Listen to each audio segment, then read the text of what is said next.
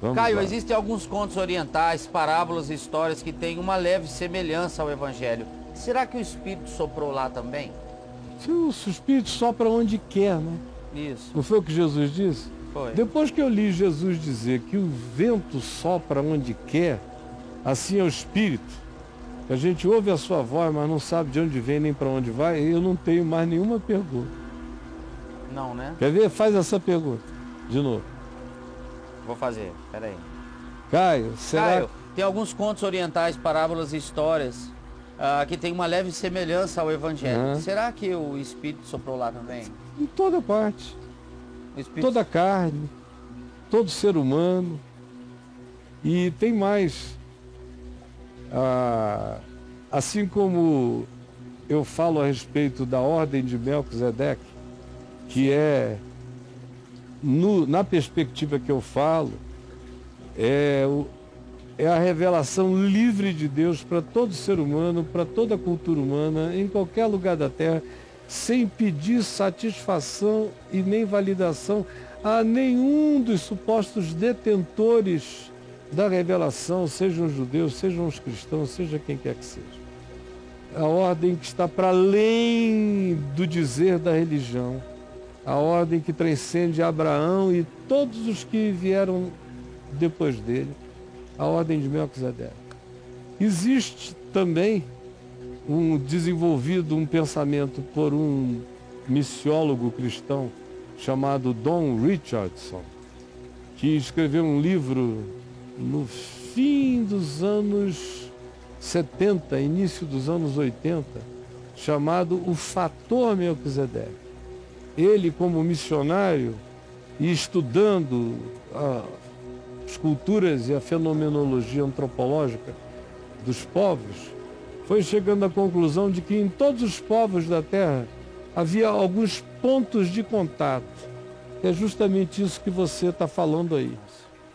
Havia alguns pontos de contato, havia semelhanças, portais de entrada, de identificação na comunicação, na possibilidade de se startar um diálogo, porque na cultura dos outros, tanto quanto na mensagem daquele que ia levando a informação do Evangelho, o missionário ou missiólogo ou o cristão sensível percebeu na cultura do outro esses pontos de semelhança, esses pontos de identificação, esses pontos de facilitação do contato. Então, eu não tenho a menor dúvida de que em todas as culturas do mundo, Deus espalhou as portas do reino, as entradas do reino, as nesgas do reino, os ângulos do reino, os vértices do reino, as luzes do reino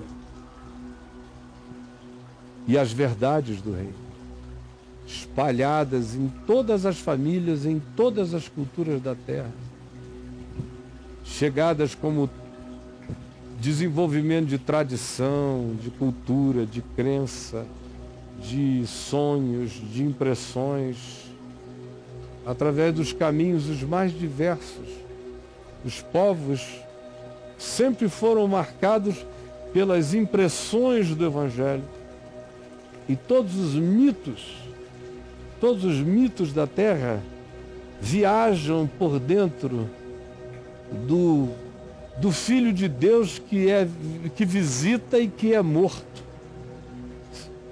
A quantidade de mitos espalhados na Terra, onde o Filho da divindade é morto numa conspiração de seres que não discernem a hora daquela visitação, a recorrência desse tipo de mitologia espalhado nas crenças dos povos é enorme. Eu não diria que é absoluta, mas é quase. Você encontra a repetição desse modelo arquetípico em praticamente todas as culturas dos povos. Como eu li hoje aqui, um mito judaico muito anterior a Jesus. Muito, muito, muito. que diz que o homem sentiu vergonha porque transgrediu. A transgressão fez com que ele enxergasse dimensões dele que ele não tinha percebido, como essa treva, essa sombra, esse poder de transgredir, e sentiu vergonha da sua sombra, do seu pecado, da sua transgressão. E tenta se cobrir, que são construções repetidas através de todas as culturas do mundo. O homem tenta se cobrir, tenta se cobrir, tenta se vestir. É tão repetitivo. Como também diz que o Senhor Deus o vestiu de couro de animal, de peles de animais, mostrando que houve um sacrifício para vestir aquele envergonhado, que antropologicamente é um outro rito que se repete. Animais são mortos para vestir a culpa do homem. Sem falar que originalmente o homem começou a se vestir de pele mesmo. Mas o ato de se vestir de pele é um ato que implica anteriormente na imolação da presa, que tanto vai te salvar pela comida, quanto vai te cobrir as vergonhas, ou vai proteger a tua fragilidade.